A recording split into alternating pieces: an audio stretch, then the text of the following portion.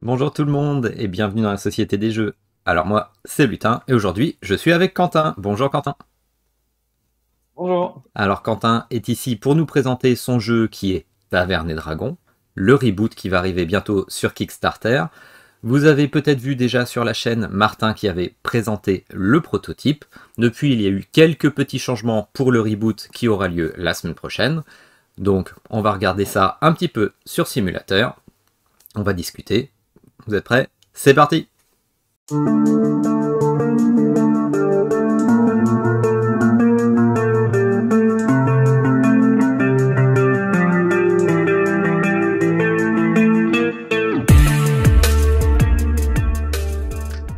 Voilà, alors Quentin, là nous sommes sur simulateur pour nous présenter ton jeu, dis-nous tout.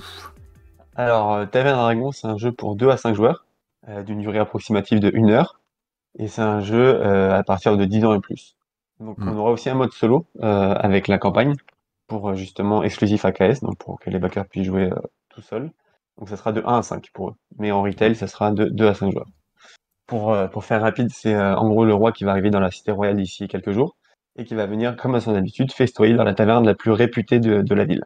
Donc vous Hmm. incarnez une de ces tavernes, et votre but, Les ça va être tavernes. d'envoyer vos sbires récolter les ingrédients les plus rares, donc des œufs de dragon, des épices magiques, des champignons rares, etc., pour concocter les recettes les plus délicieuses du royaume et gagner du prestige.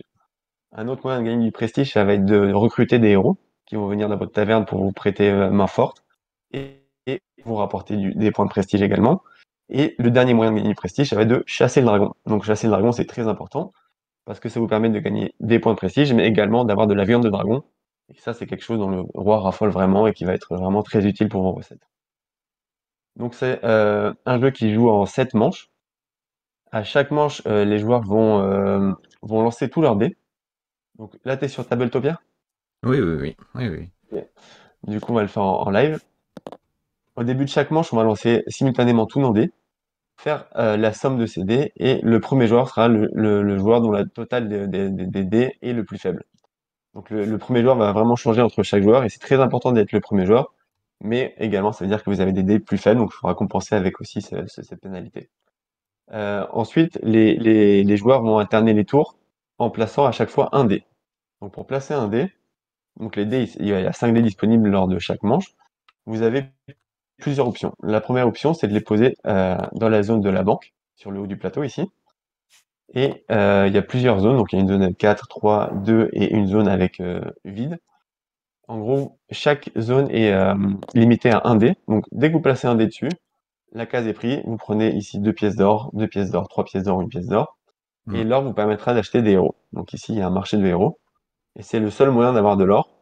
Et c'est ce qui vous permettra d'engager des héros et de les faire venir dans votre taverne. Deuxième option, ça va être de placer un dé sur la zone d'énergie ici. Ah, Donc là, elle a même changé pour... d'ailleurs, je remarque. Oui, avant c'était limité à des dés, pareil, c'était un peu le même fonctionnement que la banque. Maintenant, c'est une zone libre, donc tout le monde peut y placer des dés. Mais la valeur de votre dé va représenter le nombre d'énergie que vous allez gagner. Donc si vous posez un Ah 3, vous oui. prenez 3 d'énergie. Si vous posez un 1, ça va être 1 d'énergie, etc. Alors qu'effectivement, avant, suivant le chiffre que tu mettais, tu avais 5, non, 4, 3, ou je sais plus, et après tu Ouais, pouvais avoir c'était une que ça. zone où tu mettais une seule gemme. C'est ça.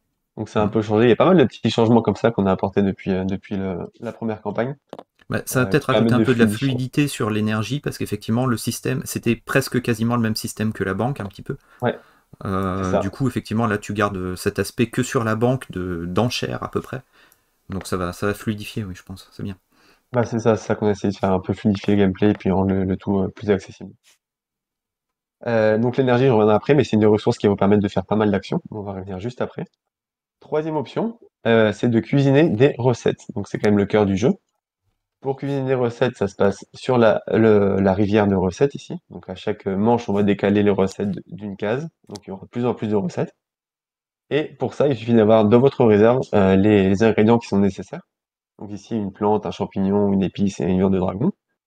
Donc il suffit de poser votre dé dessus. Vous additionnez le nombre de prestige plus la valeur de votre dé. Et ici, si vous avez tous les ingrédients nécessaires, ça vous fait 19 points de prestige. Donc là, sur la D'accord. piste de score, vous montez de 19 points. Et bien sûr, on retire la recette, on redécale toutes les recettes d'un cran vers le bas. et on continue la partie jusqu'à la fin des 7 manches. Donc ça, c'est le troisième moyen de placer votre dé. Et le Je quatrième... t'interromps, Ouais. ça aussi, ça a changé. Vous avez agrandi la board du coup pour ajouter le. Ouais, ouais, on a ajouté la piste de score tout autour du Hmm. plateau et aussi des emplacements pour toutes les cartes. En fait, toutes les cartes disponibles pendant le jeu, même les extensions, pourront être placées sur le plateau. Donc ça fait un grand D'accord. plateau, mais tout se passe dessus, quoi. Les dragons, les héros, le marché, etc. Tout est vraiment dessus. Donc effectivement, c'est un plateau plus grand qu'avant. Hmm. Et la quatrième option, donc la plus importante, je vais dire, c'est de déplacer vos minions, vos sbires. En gros, pour déplacer vos sbires, vous avez 3 sbires différents. Un avec une botte qui se déplace toujours de plus un avec une pelle qui n'a pas de bonus particulier, et un avec un sac qui est un peu plus costaud, qui va pouvoir porter 3 ingrédients. Donc pour le déplacer, vous placez tout simplement un dé dessus. Donc on va déplacer par exemple celui-là. Et vous le déplacez dans le sens horaire, autour du plateau. Donc il y a plusieurs embranchements possibles, hein. Vous pouvez faire soit le grand tour, il y a aussi des petits raccourcis, il y a un raccourci au milieu, etc. Donc c'est à vous de voir où vous voulez aller. Donc là, on va le déplacer de 4 cases. Hop. Donc première chose que vous faites, c'est vraiment de déplacer le mignon, le sbire. En anglais, c'est mignon. C'est pour ça que je dis mignon à chaque fois, mais Eh il n'est oui. pas particulièrement mignon. Et arrivé sur Mais la si, ils sont zone, là, vous mignons. allez avoir plein d'actions. C'est vrai qu'ils sont quand même assez adorables. Vous allez Ah avoir oui, plusieurs ils sont options mignons. possibles. Je suis désolé, je t'arrête, ils sont mignons choupinous. Là, je suis en train de zoomer. Ils sont mignons choupinous. Et du coup, en arrivant sur la zone, il y a plusieurs options possibles. Après votre déplacement, c'est très important, c'est après, c'est pas avant. Donc vous allez pouvoir collecter des ingrédients. Donc pour les collecter, vous prenez un des ingrédients disponibles sur la zone et vous le mettez dans le sac du sbire. C'est ce qu'on fait ici. Ensuite, vous pouvez visiter un lieu. Donc il y a plusieurs lieux disponibles. Chaque lieu est recto verso, donc il y a vraiment plusieurs options pour augmenter la rejouabilité aussi. Ah Et oui, en oui, gros, pour visiter un lieu, il faut défausser le nombre de ressources qui est indiqué sur une des deux emplacements. Donc là, c'est deux énergies pour les deux. Il y en a certains où ça demande 2 et 3, et il y en a même où, par exemple, là, c'est pour échanger des épices contre de l'or.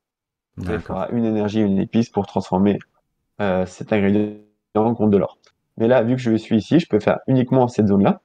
Donc je vais défausser 2 énergies pour activer le lieu. Donc là, c'est un lieu D'accord. assez particulier, on va pas rentrer trop dans les détails, mais c'est une sorte de pousse ta chance, où en gros, tu vas retourner un jeton, voilà, c'est pas de chance, Ah, c'est pas de tu vas chance, oui. retourner un jeton, avoir le bonus associé, et après tu peux continuer ou t'arrêter. Donc par exemple, si je me dis, ok, je vais gagner un or, je continue parce que j'ai envie de plus, je retourne celui-là par mégarde, c'est une blessure, donc là mon tour s'arrête, et je prends une blessure en plus. D'accord. Mais il Oui, y a c'est bien, ça plusieurs fait lieux, il y a des des petits lieux, événements supplémentaires. c'est ça, et surtout ça permet de D'accord. faire des combos, parce qu'il y a des lieux qui permettent de se téléporter, des lieux qui permettent de stocker les ingrédients qu'on transporte, des lieux qui permettent d'avoir des runes de relance pour relancer les dés, Exactement. des runes pour il y a un marché, il y a plein de choses différentes et on va en rajouter aussi pendant la campagne. Donc il y a vraiment plein d'options et les lieux c'est très important pour faire des combos surtout. Mm. Je peux t'interrompre sur la rejouabilité parce que, ou alors Ouais, j'ai zappé si tu en as parlé. Par exemple, tu vois ce petit emplacement que je montre à côté de la mine. Ce sont des ingrédients qu'on va mettre aléatoirement en début de partie ouais, et qui c'est vont ça. changer au fur et à mesure de la partie aussi. Donc ça rajoute de la rejouabilité parce qu'il y a des emplacements qui vont jamais être pareils si vous faites plusieurs parties avec les amis. C'est ça, au début de partie, on met des ingrédients dessus sur les parties, sur Mm. les zones qui sont vides.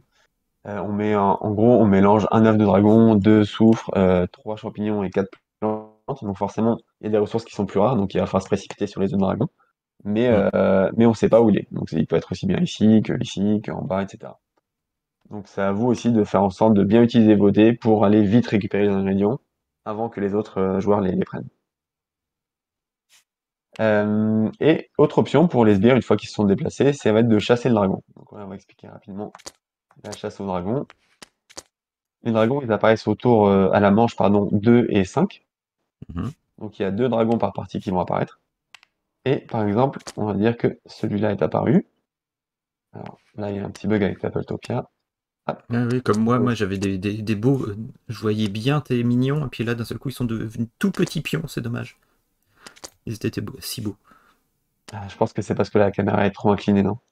Ah non, j'ai pas l'impression, je suis en vue de dessus quasiment là. Ah si, c'est parce que. Ah, elle était pas assez inclinée. C'est D'accord. ça. Ah bah, et ça donne tout de suite de la profondeur au jeu. Voilà, c'est tout de suite beau. Ok. Et du coup, les dragons, donc ils apparaissent à plusieurs moments de la partie. C'est très important de chasser les dragons parce que c'est le seul moyen de gagner de la viande de dragon. Mm. donc cette ressource-là, qui est utilisée pour pas mal de recettes.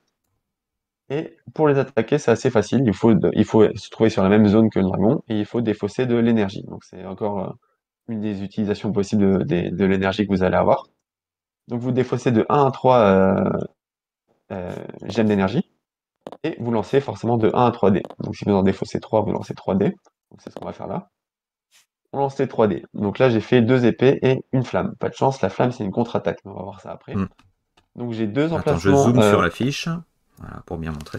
Ouais, j'ai deux emplacements du coup épées. Enfin deux marqueurs à placer. Donc là j'ai un peu de chance parce qu'il y a cette ligne-là qui est complète avec 2 épées. Donc je complète la ligne et je prends le bonus qui est associé ici. Exactement, Donc tu là vas je vais prendre prendre une une viande viande de de dragon, dragon, du coup. Mm. c'est ça.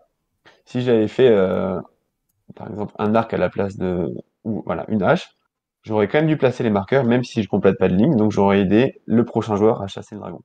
Donc là j'aurais placé ici par exemple. Un autre joueur qui viendrait plus tard dans la partie pourrait mettre juste une épée ou un arc et compléter une ligne. Donc c'est aussi ça, faire attention, c'est qu'il faut faire attention de pas forcément lancer tout le temps les 3D, mais de jauger Mm. un peu le besoin, etc. Pour pas se faire doubler par un pote. Mm. Va y avoir de l'ambiance sur la table. Ouais. Et du coup, la flamme, c'est une contre-attaque. Donc là, je regarde sur le plateau, subissez une blessure et défaussez une énergie. Donc là, c'est le dragon Mm. céleste. Donc lui, il va être plutôt sur l'énergie, il va vous voler de l'énergie et puis essayer de vous affaiblir. Il y a d'autres dragons, il y en a un qui est le dragon cubide. Ah, mal les bruits de dragon. Ah oui, c'était pas un dragon, c'est un avion qui vient de passer. Et Désolé pour bah, ceux qui regardent l'enregistrement. Il est c'est pas passé mal. bien bas celui-là. Bon timing. Ah oui, pas mal. Et du coup, il y a un Attends, je dragon regarde par cubide la qui va vous fenêtre. voler de Et non, l'or. c'était un dragon à réaction. Et oui. Ah bah Donc voilà, voilà. tu vois, t'es sûr, j'avais reconnu. Donc il y a un dragon cubite qui va voler de l'or, il y a un dragon terrifiant qui va plutôt faire peur à vos héros, etc. Il y a plusieurs dragons qui ont toutes des capacités différentes et des effets D'accord. d'apparition différents. Et il faudra aussi vous adapter à ces dragons-là qui vont être assez menaçants. Globalement, c'est les actions possibles avec votre minion. Mm. Les autres actions possibles, ça va être de engager, enfin recruter un héros dans votre taverne. Donc les héros, ils sont disponibles sur le marché, il y en a toujours 4 de disponibles.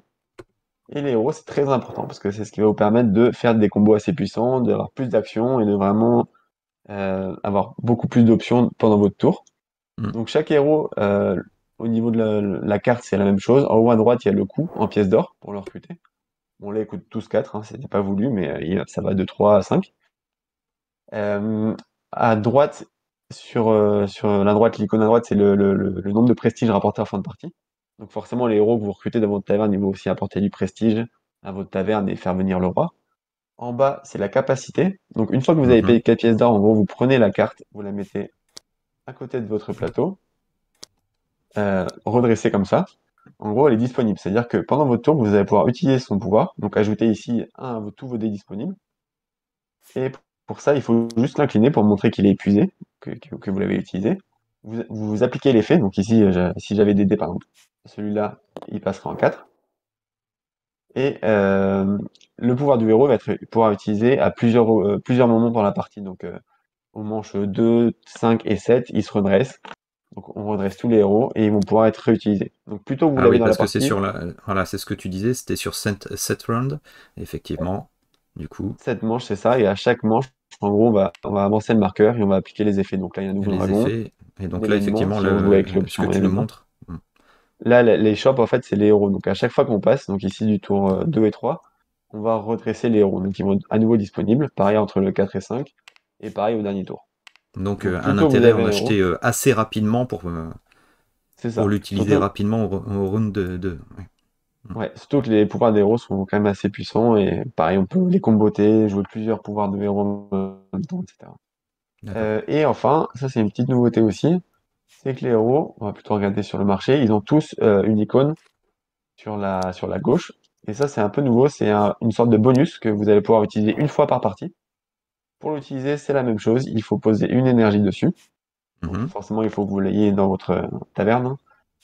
Vous posez une énergie dessus et vous prenez directement la ressource associée dans votre réserve. Donc là, D'accord. par exemple, c'est un champignon. Là aussi, c'est un champignon. C'est une rune de relance. Mais il y a aussi des héros qui ont des... Alors là, c'est pas le cas, voilà. Des bonus de chasse. Donc ça, les bonus de chasse, c'est la même chose. Vous posez un dé dessus pendant une chasse et vous allez pouvoir transformer un des dés euh, en bonus. Donc là, celui-là, c'est un arc. C'est Donc un par arc, exemple, je d'accord. vais changer intelligemment celui-là, ce dé-là, pour un Hmm, arc. Comme ça, j'évite l'attaque du dragon, et en plus, j'ai un symbole arc en plus que je peux infliger au dragon. d'accord. Et Pour voilà, les et après, il y a... dégâts de, pour les dégâts de tes Vas-y, sbires, si je pardon. me rappelle bien, il faut qu'ils reviennent à la ville pour être soignés, hein, c'est ça? Ah, ça n'a pas changé, ça. C'est toujours, Hmm. il faut qu'ils reviennent dans la ville et ils peuvent défausser leurs blessures. Parce Parce que les qu'une blessures, blessure ça va prend un de leurs forcément... emplacements, c'est C'est ça? ça. Ouais. Hmm. Et je pense avoir fait le tour. Après, il y a pas mal de petites choses en plus, mais un peu plus spécifiques. Et puis aussi, il y a pas mal de modules, des mini-extensions en gros, qui se rajoutent et qui vont permettre d'ajouter un peu plus de profondeur et de pimenter un peu encore plus les parties, quoi. Ouais, voilà, parce que malgré tout, donc le jeu était, on va dire, familial plus. Ça va rajouter un petit peu de profondeur. Est-ce que je peux en parler? Tu m'autorises? Bien sûr, Voilà, donc il va y avoir des espèces de mini-quêtes et des événements, ouais, c'est ça? Donc les c'est des cartes modules. rencontres qui sont là-haut. Les cartes rencontres, en gros, en fait, c'est qu'au début de partie, au lieu de mettre 4 plantes, 3 champignons, 2 soufres et un œuf de dragon, on va rajouter un petit symbole ici, qui représente justement une quête, et qui va être placé du coup aléatoirement sur le plateau. Donc là, on va dire D'accord. qu'il est par exemple ici. À tout moment, le sbire peut venir sur la zone où se trouve ce symbole, défausser une énergie et piocher une carte rencontre. Et les cartes Voilà. rencontres, ça va être des petits événements qui vont venir un peu ponctuer la vie des sbires et qui sont plutôt bénéfiques, mais sont tous différents. Donc par exemple celui-là, vous tombez nez à nez avec une elfeline barde en larmes, un gobelin lui a volé son précieux luth. Alors que vous la réconfortez, celle-ci promet de chanter vos louanges si vous lui donnez de quoi se racheter un instrument. Donc là, vous gagnez tout de suite un point de prestige, plus 2 points si vous lui donnez une pièce d'or. D'accord. Donc là, Oui, c'est c'est un bien peu ça. circonstanciel, mais il y en a Hmm. qui s'axent un peu plus sur des combats ou sur de la chance aussi. Par exemple, celui-là, vous croisez la route d'un vieux nain perdu dans ses pensées, accompagné de son âne bardé de racines, de fioles et de potions. C'est un alchimiste qui souffre d'amnésie et qui vous offre une potion pour en découvrir les effets. Donc là, vous lancez un dé, et en fonction du résultat du dé, ça va être une potion de chance, une potion d'héroïsme ou une Hmm. potion frelatée. C'est bien, ça va rajouter un petit peu de profondeur au jeu et malgré tout, le jeu reste familial parce que c'est pas bien compliqué ce que vous avez rajouté là. Mais Non, surtout, pour ceux qui veulent jouer avec des enfants et qui pensent que ce serait trop, c'est purement optionnel de toute façon. c'est ça. Tous les modules, on peut jouer avec ou sans, on peut les comboter, jouer avec tous à la fois ou avec aucun. L'avantage, c'est qu'on a essayé de faire des modules qui sont facilement intégrables. Donc la mise en place, c'est vraiment rien du tout, quoi. Tu vois, là, Hmm. ajoutes un jeton et c'est tout. Tu mélanges bien sûr le paquet de cartes et puis tu joues avec l'extension facilement. Euh, pour les autres modules, c'est pareil, c'est des cartes à mélanger, c'est 3 minutes de mise en place en plus et puis voilà, tu peux jouer avec eux. Ah, c'est bien parce que ça va, voilà, tout ce que vous avez rajouté, alors soit les modifications que je vois, ça rajoute de la fluidité un petit peu pour l'énergie. Il y a des options supplémentaires du coup pour les héros avec un petit bonus qu'on peut acheter en énergie aussi. Les mini-quêtes, des événements, voilà, ça va rajouter de la profondeur. Et dis donc certains comme moi qui espéraient parce qu'on voyait beaucoup de potentiel en ce jeu, bah là on va être ravis. Si je puis me permettre la question, effectivement, c'est un reboot. Est-ce que tu veux un petit peu nous expliquer pourquoi vous aviez décidé ce reboot à la précédente campagne? Il y a eu plusieurs raisons, il y a eu des raisons professionnelles et des personnelles, mais globalement, la campagne, elle a quand même mis pas mal de temps à décoller. Alors, est-ce que c'est la faute de la plateforme? Donc, on était sur GameFound, là, on va passer sur Kickstarter. Ça peut être une des explications. Il y avait SN aussi qui était très chargé en nouveautés avec plein de jeux qui Oui. sortaient. C'était le mois d'octobre, la fin d'année aussi avec Noël qui approche, etc. C'était pas forcément le meilleur moment. Enfin, là, l'avantage, c'est que le jeu, du coup, on a quand même eu quelques mois de plus pour le finir. Donc là, Mm, le jeu est à 100% fini, c'est-à-dire que toutes les illustrations sont faites. Le seul truc qui n'est pas forcément fini, c'est le mode solo, auquel on mm, travaille encore d'un peu dessus, mais qui est déjà bien avancé. Mais sinon, tout le reste, les illustrations, les textes, etc., sont quasi finalisés. On va forcément continuer à playtester d'ici l'impression, donc on a encore quelques mois devant nous, mine de rien. mm. Mais tout le jeu est fini, donc c'est quand même un gros plus. Et ça, on va pouvoir le mettre sur la page. On va dire, OK, donc il y aura 20 héros dans le jeu de base. On a prévu 4 héros au stretch goal qu'on va créer avec les backers. Et en plus, on a 4 héros surprises qui seront en fin de partie. Donc les gens savent qu'il y aura 28 héros dans la boîte. Bon, eh ben, je te remercie beaucoup pour ce petit tour. Moi, il y a autre chose que je voulais te parler, que je te l'ai dit tout à l'heure, pour présenter un petit peu aux gens, parce que j'aime bien parler côté édition et autres, c'est le coût pour les petits éditeurs, justement, de tout ce qui est stretch goal et exclusif au Kickstarter, parce que je pense qu'il y en a beaucoup qui se rendent pas compte. Ouais. Voilà. Donc, parce que du coup, on en a parlé tout à l'heure, du coup, ça va être des... Oui, je dis beaucoup du coup, hein, désolé pour les Canadiens, je suis français, donc le du coup, ça sort tout le temps. Oui, les stretch goals, effectivement, vous, ça, dès que c'est quelque chose de physique, ça implique qu'il y ait le tirage, et tout ce qui est tirage, à chaque fois, tu m'as dit tout à l'heure, c'est par tirage de 1500 pièces à chaque fois, c'est ça? Ça dépend des usines, mais avec celles avec lesquelles on avait prévu de travailler, qui avaient fait Last Bottom, donc on est très content de leur travail. Ah oui, c'est une C'est belle qualité, 1500 hein. minimum. Ouais. Ouais. Ouais, ouais, franchement, et puis travailler avec eux, c'est génial. Ils sont réactifs, rapides, sérieux, donc c'est. A priori, on va rester avec eux. Voilà, Mais et par c'est... contre, c'est un tirage minimum de 1500. Voilà, donc dès que tu fais effectivement des stretch goals où il y a du matériel, tu es obligé de faire un tirage de 1500 comme tes boîtes de jeu. Donc du coup, potentiellement, tu te retrouves avec des choses sur les bras suivant le nombre de tirages. Donc C'est ça le c'est problème, quelque c'est que chose si que...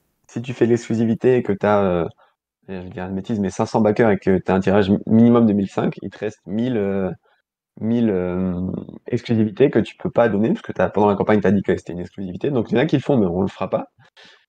Qui te restent sur les bras et que bah, tu vas pouvoir jeter ou je sais même pas ce que tu peux en faire parce que tu vas pas juste les donner, c'est juste une exclusivité. T'as pas le jeu qui va Mm. avec, donc Oui, t'as pas des meubles à caler chez toi, non? c'est ça. À la limite, tu peux réutiliser, mais bon, du coup, nous, on a essayé d'optimiser un maximum. Justement, on a réfléchi pour pas qu'il y ait de gâchis Mm. ou de matériel imprimé pour rien. Donc, en gros, ce qu'on a réussi à faire, c'est que le mode solo, le mode rencontre et le gobelin qui seront une exclusivité. Donc, c'est les trois exclus principales.